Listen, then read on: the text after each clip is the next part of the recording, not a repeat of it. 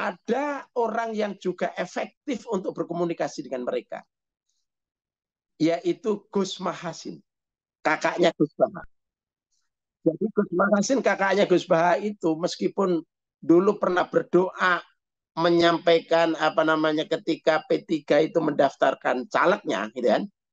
Setelah itu ketemu saya, terus berkomunikasi dengan saya. Kalau ke Jakarta komunikasi dengan saya, ringkas cerita adalah dia sudah tertarik dengan Anies dan di Gus Baha segala keluarganya itu Anies gitu. Menurut cerita dia ini, sehingga kemudian kalau begitu terus lakukan komunikasi dengan NU. Nah, Gus Mahasin inilah yang komunikasi dengan internal PKB, terus mempengaruhi lingkaran PKB, sampailah kepada Muhaimin, sampailah menemukan momentum bagaimana Muhaimin cabut dari Langsung umum bebas rahasia, jujur dan adil, sebagai sarana integrasi bangsa. Ayo rakyat Indonesia, bersatu langkahkan kaki, menuju bilik suara, Rabu 14 Februari. Ayo rakyat Indonesia, beri kontribusi. Nama saya Bambang Satrono di kanal Inspirasi untuk Bangsa. Ini juga pertama kali dari PB sebenarnya sebelum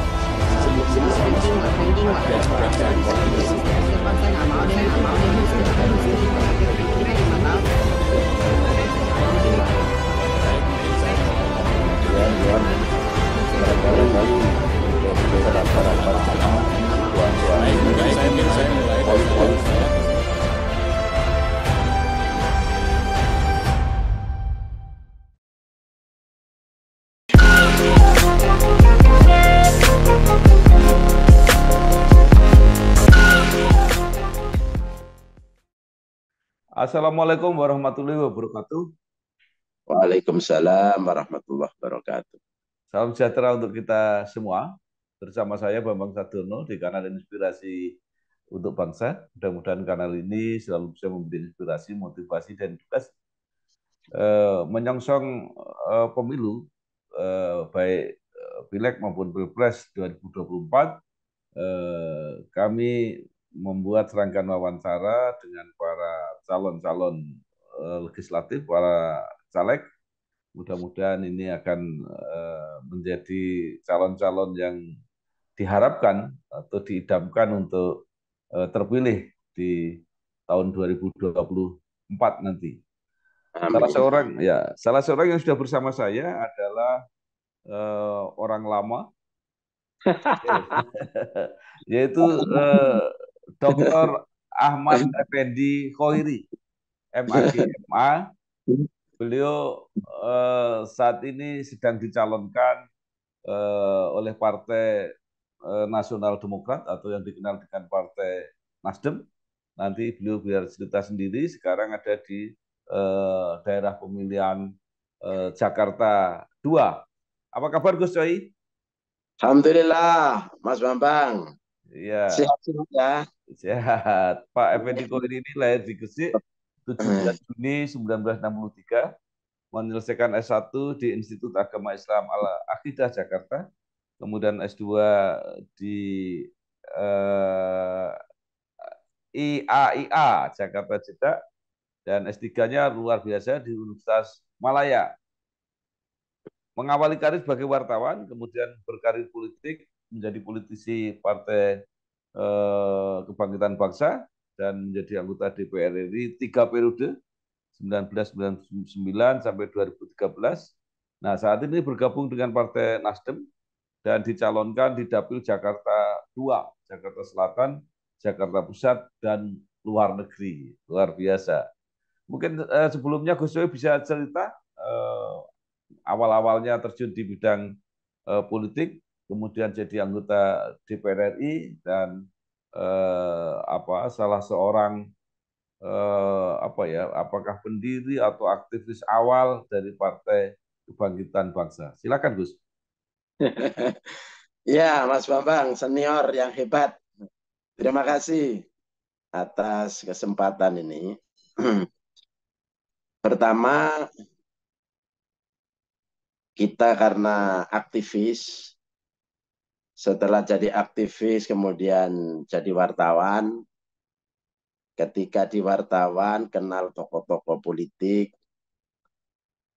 salah satu yang sangat berpengaruh kepada saya adalah selain Gus Dur adalah Pak Matori Abdul Jalil. Nah, sehingga ketika era reformasi kita ikut sering ya, saya diajak Pak Matori untuk komunikasi dengan berbagai pihak, ya, termasuk dengan Gus Dur gitu. Sehingga ketika era reformasi ada kesempatan untuk membentuk partai baru, kemudian terbentuklah Partai Kebangkitan Bangsa, dan saya ditanya sama Pak Matori, kamu mau terus jadi wartawan atau jadi politisi? Nah, gitu cerita. Terus saya bilang, saya ikut Pak Matori. Kalau mau ikut saya, ya sudah, terus dampingi saya, karena kita mau membentuk partai. Lalu lahirlah PKB itu, kemudian Pak Matori dipercaya sebagai ketua umum. Saya tinggalkan wartawan. Saya mendampingi Pak Matori deklarasi di berbagai wilayah Indonesia untuk deklarasi PKB. Begitu pencalekan, saya dicalonkan nomor 1 dari daerah pemilihan Jawa Timur. Nah, itu ceritanya, Mas. Sampai hari ini terus kemudian kita tetap pada arus politik. Gitu. Berharga menentukan arah masa depan Indonesia. Langsung umum, bebas, rahasia, jujur dan adil, sebagai sarana integrasi bangsa. Ayo rakyat Indonesia, bersatu langkahkan kaki menuju bilik suara. Baik, sedikit cerita Gus. Gus Dur ini kan pernah merajalela di Senayan ya, sangat dikenal, vokal, pemberani, ya. Tapi ujungnya justru diberhentikan. Nah, mungkin bisa cerita sendiri. Iya, jadi PKB itu beberapa kali ada konflik ya, konflik internal. Konflik internal Gus Dur dengan Pak Matori, Gus Dur dengan Pak Alwi Shihab, Saifullah Yusuf, ya. Kemudian terakhir Gus Dur dengan Muhaimin. Nah, dalam perjalanan konflik-konflik itu, saya selalu berada pada arus Gus Dur. Nah, ketika dengan Muhaimin, saya pun tetap berada pada Gus Dur. Nah, ketika kita mencoba untuk kompromi, ini kalau konflik begini terus kan susah banget, ya kan, PKB ini nggak bisa besar. Capek rasanya begitu kan. Bahkan konflik antara Gus Dur sama Muhaimin itu, saya menjadi ketua muktamar luar biasa versi Gus Dur yang diselenggarakan di Parung, Pondok Pesantren Parung. Setelah itu kan proses hukum sampailah ke Mahkamah Agung. Nah, pada saat itu saya mencoba bagaimana kita ini kompromi gitu antara Gus Dur Muhaimin. Tapi dari via Gus Dur yang di situ juga ada Mbak Yeni Wahid, sulit untuk dipertemukan. Nah, ketika proses itu saya memang nggak bisa menyatu dengan Muhaimin, nggak bisa. Ujungnya kemudian saya dipecat ya Muhaimin. Ujung momen pemecatan itu adalah ketika saya berbeda pandangan mengenai kasus Senturi. Kasus Senturi, Muhaimin mendukung, menolak adanya hak angket Senturi. Muhaimin juga menolak hak angket mafia pajak. Nah, saya berada pada posisi mendukung angket Senturi dan angket mafia pajak. Dari situlah kemudian saya diperingatkan, peringatan 1, peringatan 2, langsung peringatan 3, kemudian dipecat. Luar biasa pengalamannya. Nah, kemudian Gus Coy memutuskan untuk pindah partai. Nanti bisa diceritakan juga. Ya. Kenapa pilihannya di Partai Nasdem? Iya, saya memang setelah dipecat, kemudian tak memasuki pemecatan itu SK dari Presiden, saya masih ingat itu bulan Juli ya, kalau nggak salah ya, 2013. Nah, kan kemudian saya free. Banyak partai ngajak saya, kemudian saya terus merenung karena jiwanya kan masih aktivis Mas, gitu kan. Jiwanya masih politik. Saya konsultasi sana sini, kemudian juga ada tawaran dari Partai Nasdem. Tawaran-tawaran dari berbagai partai semua menarik. Saya pernah diajak Idrus juga ke Pak Abu Rizal Bakri. Pak Abu Rizal Bakri karena Mas Idrus itu teman saya. Ditawari untuk ke Golkar gitu. Waduh, di sini terlalu besar partai ini. Nanti aja ada partai apa begitu jadi sekjen. Saya diajak juga oleh siapa? Oso ya, Oso ajak, oleh PDIP juga saya pernah diajak. Kemudian saya memilih Nasdem. Saya diajak diskusi panjang lebar Pak Surya. Memang di partai ini berat karena masih baru, tapi menantang karena sesuatu yang baru itu menantang. Ringkas cerita kemudian saya kok cocok gitu dengan Nasdem meskipun ketika pemilu pertama saya sadar betul itu pasti berat karena partainya belum dikenal. Pemilu kedua juga pasti masih berat karena elektabilitas partai, popularitas partai, kedisukaan partai belum ada. Tapi saya memilih ini, menantang. Sampailah hari ini kita tetap berada pada partai ini.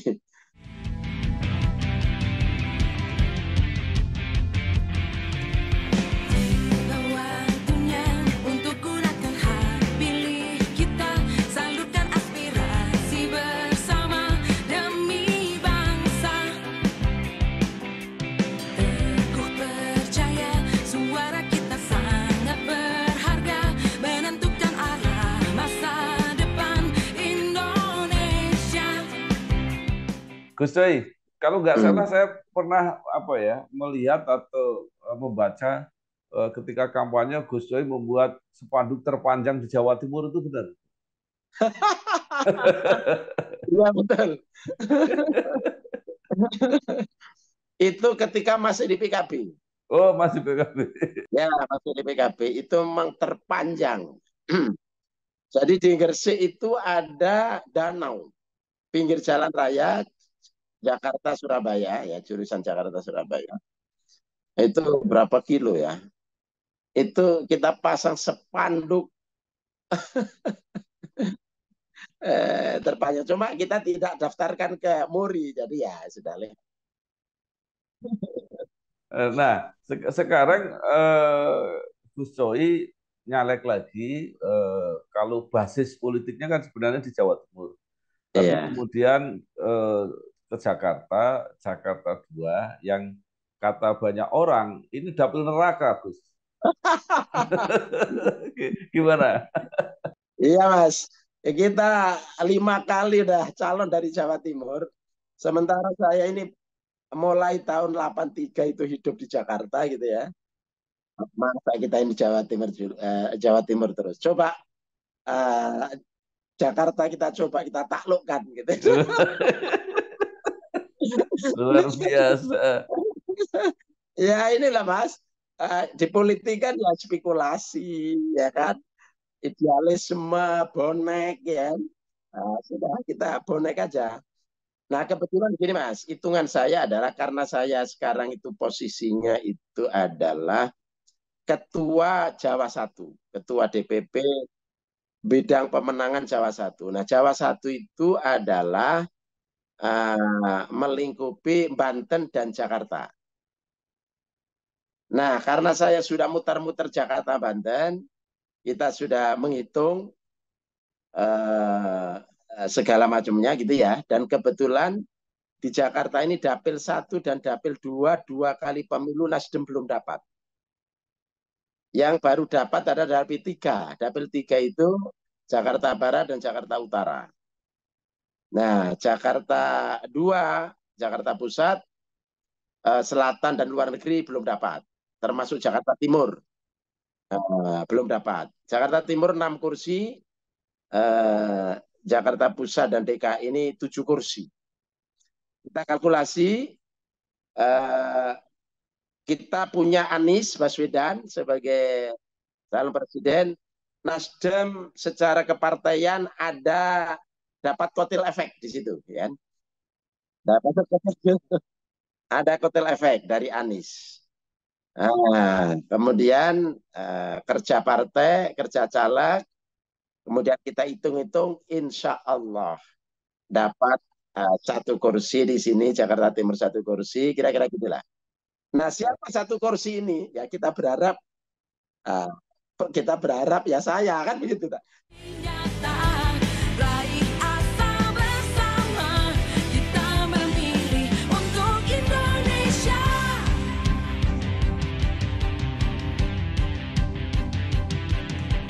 Tiba waktunya untuk gunakan hak pilih kita, salurkan aspirasi bersama demi bangsa.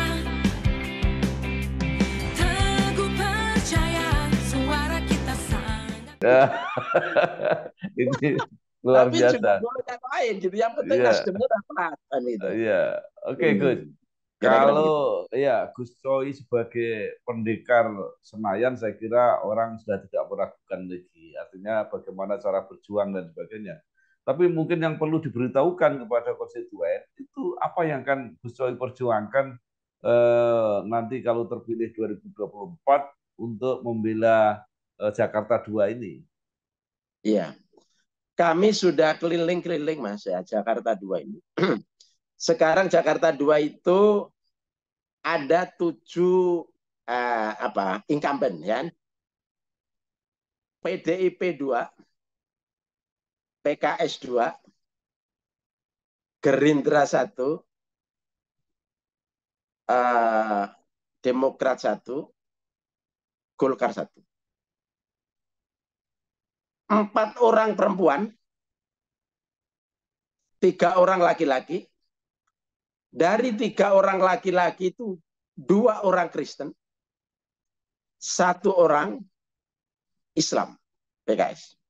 Saya keliling masjid, saya keliling musola, saya keliling majelis taklim, nyaris tempat-tempat yang strategis ini itu tidak terjamah.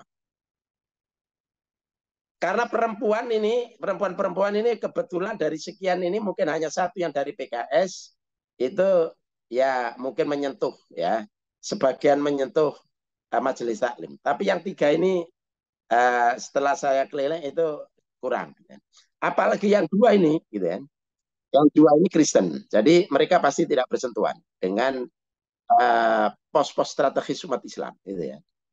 Nah, yang 1 aja ini Hidayat pun tidak merata, gitu kan. Memang suara besar. Nah, sehingga ketika kita masuk di wilayah ini, kebetulan saya santri, gitu kan. Jadi masuk pada wilayah ini ditunjang oleh kotel efek Anies gitu. Jadi 2 pendekatan ini masuk yang kami rasakan. Gitu. Nah, undangan begitu banyak dari kalangan majelis taklim. Jadi Gus Coy meyakini bahwa pasarnya potensinya cukup besar. Nah, saya punya pertanyaan yang menurut saya pikir lama gitu tentang Gus Coy itu. Ketika Caimin bergabung jadi cawapresnya eh, Pak Anies Baswedan yang didukung oleh Nasdem, lalu di mana posisi Gus Coy saat itu? Gitu. Jadi, jadi ini Mas, perbedaan di politik ya, apalagi pernah mecat saya gitu ya, itu memang tentu saja membekas ya. Tetapi karena politik itu juga ada unsur apa namanya kepentingan, ada unsur apa ya, ada kepentingan bersama gitu ya. Sehingga yang begini kita bisa maafkan meskipun tidak tidak bisa melupakan sepenuhnya gitu ya. Langsung umum bebas rahasia, jujur dan adil sebagai sarana integrasi bangsa. Ayo rakyat Indonesia bersatu langkahkan kaki menuju bilik suara Rabu 14 Februari. Ayo rakyat Indonesia beri kontribusi. Wah, itu Tapi Gus Dur banget itu. Gus Dur banget. tapi kadang-kadang malah menjadi candaan gitu ya, malah candaan. Begini Mas, ketika kita mencalonkan Anies, Pak Surya sadar betul bahwa Anies ini Islam non-NU gitu ya, Islam non-NU. Sementara kekuatan kultural Islam kultural ini adalah NU. Lebih spesifik lagi adalah NU Jawa Tengah dan Jawa Timur, gitu ya. Anies nggak bisa masuk di sini. Nah, sejak awal Pak Surya bilang, ini kita harus mencari kader dari NU. Bukan berarti tidak mau EHY, tetap aja gitu kan pada saat itu kan. Tapi lebih sempurna lagi, ada AHY di dalam sini, ada kekuatan lain-lain, ya Islam-Islam yang lain itu, selain kaum nasionalis gitu ya. Tapi NU ada di sini. Gitu ya. Nah, NU-nya itu siapa? Kami bersama Ahmad Ali dan yang lain-lain, ketemulah Pak Said Agil, ketemulah Pak As'ad Ali, ya, Wakabin, ya, ketemu yang lain, termasuk ketemu beberapa kali dengan Yeni Wahid. Yeni Wahid diskusi dengan mereka semua. Kita sampaikan bahwa kami ingin punya cawapres ini NU. Nah, termasuk Muhaimin, kan gitu. Termasuk Muhaimin. Jadi di lingkaran Muhaimin itu kan kawan-kawan saya semua. Kawan-kawan saja kan. Nah, ada orang yang juga efektif untuk berkomunikasi dengan mereka, yaitu Gus Mahasin, kakaknya Gus Baha. Jadi Gus Mahasin, kakaknya Gus Baha itu meskipun dulu pernah berdoa menyampaikan apa namanya ketika P3 itu mendaftarkan calegnya, gitu kan. Setelah itu ketemu saya, terus berkomunikasi dengan saya. Kalau ke Jakarta komunikasi dengan saya, ringkas cerita adalah dia sudah tertarik dengan Anies dan di Gus Baha segala keluarganya itu Anies gitu. Menurut cerita dia ini, sehingga kemudian kalau begitu terus lakukan komunikasi dengan NU. Nah, Gus Mahasin inilah yang komunikasi dengan internal PKB, terus mempengaruhi lingkaran PKB, sampailah kepada Muhaimin, sampailah menemukan momentum bagaimana Muhaimin cabut dari Prabowo. Nah, dari situlah kemudian karena pembicaraan sebelumnya sudah matang, harus NU, harus NU, harus NU. NU-nya ini siapa ujungnya? Nah, begitu ada masalah dengan AHY, cabut, NU-nya siapa? Supaya memenuhi syarat. Tidak ada lain. NU yang punya partai. Yang Muhaimin, kan begitu kan? Nah, dengan Muhaimin, maka kemudian kita memenuhi syarat, meskipun mungkin yang lain tidak ikut, ya kan? Nah, sehingga dengan demikian kita bisa maju apa namanya untuk untuk Pilpres ini. Itu Mas ceritanya. Berharga menentukan arah masa depan Indonesia. Langsung umum bebas rahasia, jujur dan adil sebagai sarana integrasi bangsa. Ayo rakyat Indonesia bersatu langkahkan kaki menuju bilik suara. Baik, saya kira luar biasa. Jadi pasangan Anies Baswedan dan Muhaimin Iskandar ini baik untuk koalisi perubahan, tapi juga untuk pribadi Gus Coy kan, artinya dampak tadi elektoral di DKI tadi karena ada Anies Baswedan. Nah, sekarang pertanyaan saya begini, bagaimana menawarkan pasangan ini ke masyarakat, karena juga variasinya kan macam-macam itu. Iya. Itu supaya apa yang paling kuat, paling menonjol dari pasangan ini yang ditawarkan sehingga masyarakat itu tertarik. Iya. Pertama isu kita kan perubahan, Mas. Perubahan. Tentu konsep perubahannya udah disampaikan. Intinya adalah kita harus lebih baik ya dari perjalanan bangsa ke depan ini. Baik cara berpikir, paradigma untuk membuat kebijakan-kebijakan ya, kemudian strategi dan seterusnya. Nah, figurnya adalah Anies Muhaimin dengan isu perubahan. Dua figur ini saya kira figur yang figur aktivis ya. Figur aktivis itu mau diajak wacana apa saja kan siap. Mau kerja kapan saja, di mana saja kan siap. Apalagi aktivisnya kan bukan aktivis sekedar aksi-aksi, tapi juga aktivis pikiran gitu ya. Aktivis wacana.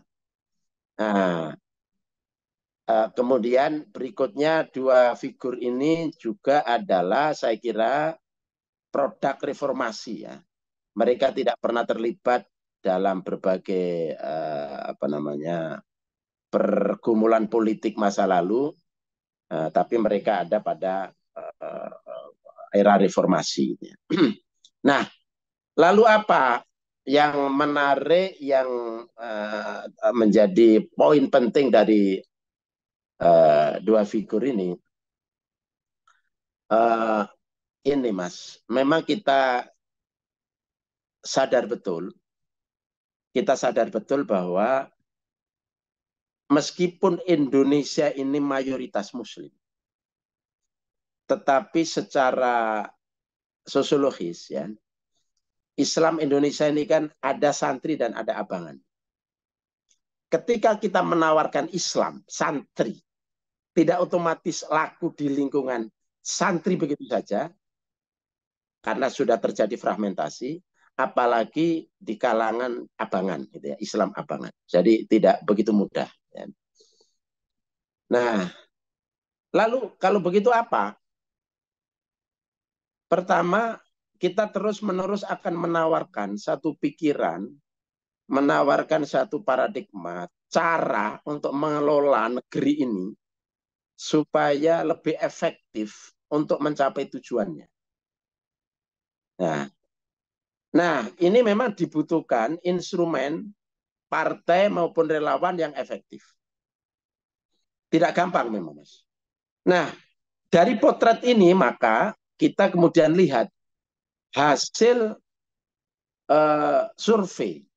Kita, kalau saya termasuk percaya sama survei. Kan? Meskipun di dalam survei itu memang ada permainan-permainan. Tapi secara umum kita percaya. Sehingga begitu menggelombang setiap acaranya Anies Muhaimin, gitu kan, acara Amin itu di Jawa Timur, di luar Jawa, ya. Tapi surveinya ini tetap aja kecil. Lalu apa? Supaya kita bisa masuk pada putaran kedua, karena kita yakin ini terjadi putaran kedua. Ini Mas,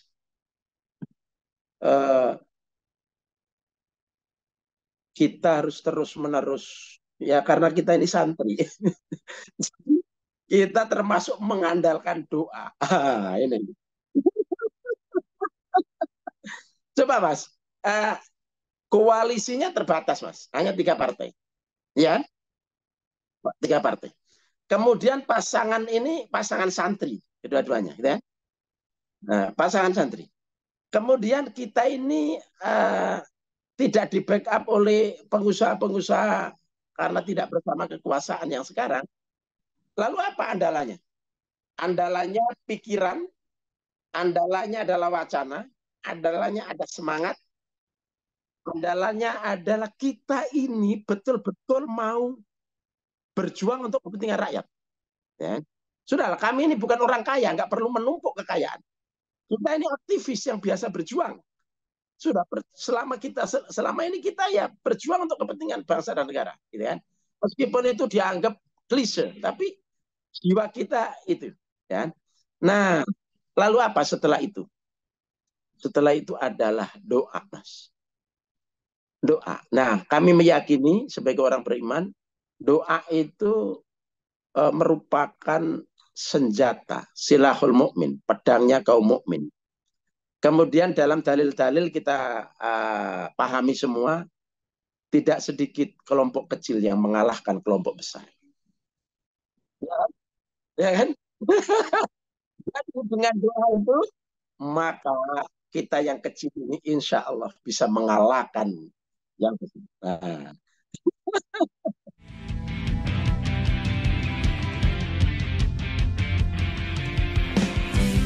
Waktunya untuk gunakan hak pilih kita, salurkan aspirasi bersama demi bangsa.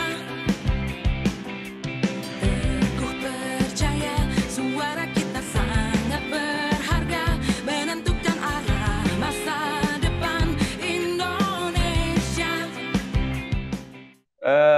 Terakhir nih, sekarang ada 3 pasangan yang cara berkompetisinya itu unik. Ada yang serangan-serangannya keras, walaupun masing-masing pasti menjaga tadi putaran kedua. Kalau dia nyerangnya keras-keras kan nanti nggak bisa diajak di putaran kedua. Ya, dan yang banyak diserang itu kelihatannya capres cawapresnya Gus Soy kelihatannya yang sering diserang. Nah, bagaimana menyikapi ini supaya ke depan dalam proses ini ya tidak terlalu keras lah persaingan itu dan cukup lancar, damai, demokratis gitu menurut Gus Soy. Iya. Mas, perjalanan kami sejak awal itu diganggu terus. Luar biasa, kami merasakan karena ikut terlibat secara langsung, kan? Dan itu saya kira publik sudah tahu semua. Sekarang kami merasakan yang berantem bukan kami dan mereka. Yang berantem adalah mereka berdua. Jadi isu-isu untuk menghantam Amin atau khususnya Anies, ya, itu sudah reda semua karena isu itu ternyata nggak ada buktinya. Isu intoleransi, itu KPK macam-macam itu kan bikinan semua, ya. Nah, mereka berantem, silakan. Ini saya kira berkahnya sholawat asghil. Jadi sholawat asghil itu sholawat yang mendoakan orang yang zalim itu sibuk dengan kezalimannya. Orang yang zalim itu sibuk perang dengan sesama orang zalim. Nah, mereka sibuk, kita jalan terus begitu. Dan insya Allah perjalanan ini bisa sampai 2014. Nah, yang terakhir, Mas, kita ingin menyatakan bahwa kekuasaan ini milik Allah. Kekuasaan milik Allah, jadi orang boleh punya keinginan, punya cita-cita, punya strategi, punya uang banyak, punya kekuasaan banyak, ya, untuk digunakan sarana untuk memperoleh kekuasaan. Tapi strategi Allah, keinginan Allah, ya, itu saya kira yang akan menentukan, dan itulah yang akan lebih baik. Siapa yang dikehendaki Allah untuk menjadi presiden, wakil presiden, ya sudah. kita terima, dan proses ke sana kita ajukan gagasan, pikiran, bukan saling menyeleding gitu kan, bukan bertengkar, bukan saling mengejelekan, tapi kita harus riang gembira dan gagasan-gagasan yang kita tawarkan kepada publik. Untuk kepentingan Indonesia. Ya, Mbak. Ya, Mas. Terima kasih Dr. Ahmad Effendi Khairi, MAG MH, Caleg Partai Nasdem untuk DPR RI di Dapil Jakarta 2. Mudah-mudahan sukses. Amin, amin, Mas. Pileknya sukses. Amin. Amin, jadi amin. anggota DPR RI, Amin. Pilpresnya sukses. Amin. Ya, terima kasih. Wassalamualaikum warahmatullahi wabarakatuh. Waalaikumsalam warahmatullahi wabarakatuh. Terima kasih, Mas Bambang. Raih asa bersama, kita memilih untuk Indonesia.